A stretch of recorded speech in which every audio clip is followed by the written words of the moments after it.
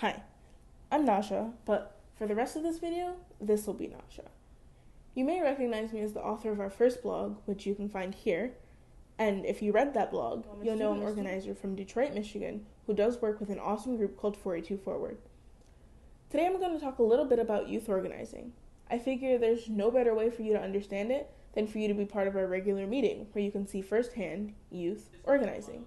Or at least how we do it. In 482Forward, us students have our own youth-led collective where we organize within the bigger organization. This little breakout is called 482 Youth. 482 Youth meets bi-weekly, that's twice a month. We get confused too. We meet at a place the internet describes as an urban research and technology business park called Techtown. It's basically a huge, colorful, collaborative workspace with lots of chill and work areas. The space is super open and the people are super friendly, and the best part is, there's lots of food. Every meeting starts with food, laughs, and a little bit of catching up. After we eat, the fun begins. Because we've normally had a long day at school, we like to use icebreakers to set the tone for the meeting.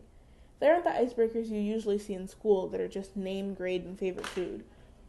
Ours are usually a little more fun and interactive to get our blood pumping and have us awake and ready for the meeting.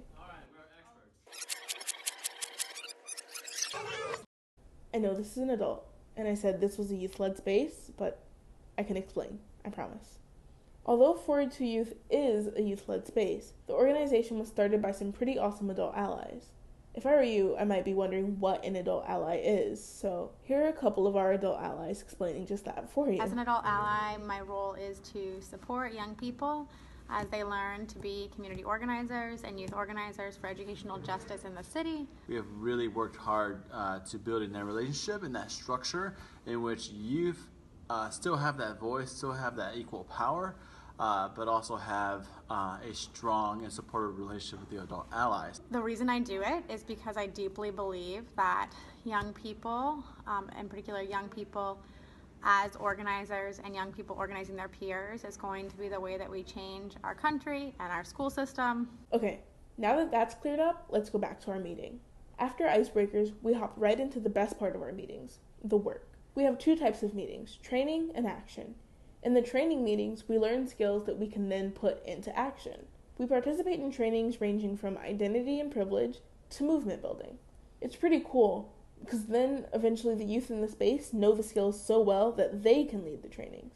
But I've been talking a lot, so let's hear why students continue to show up to 2-hour meetings after being in school for 8 hours. I asked a few of my peers why they organize, and here's what they had to say. The reason why I do 482Forward is because I think that it's really important for students to have the education that they deserve, and a lot of times this education or educational opportunities are not granted to students as a result of a lack of resources. And I feel like this can affect students, especially students of color, in getting and receiving opportunities of leadership and higher positions. The reason I do 482 is because of what happened to my brother.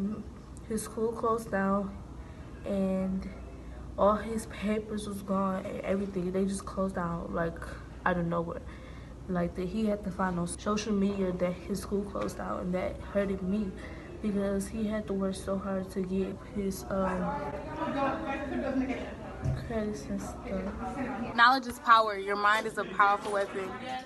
I think education justice is important, and fighting for education is important because, you know, your mind is like the only thing that like having knowledge and like being educated is like the only thing that people, like the system or whatever, or that's the only thing that they can take away from you, and just having knowledge.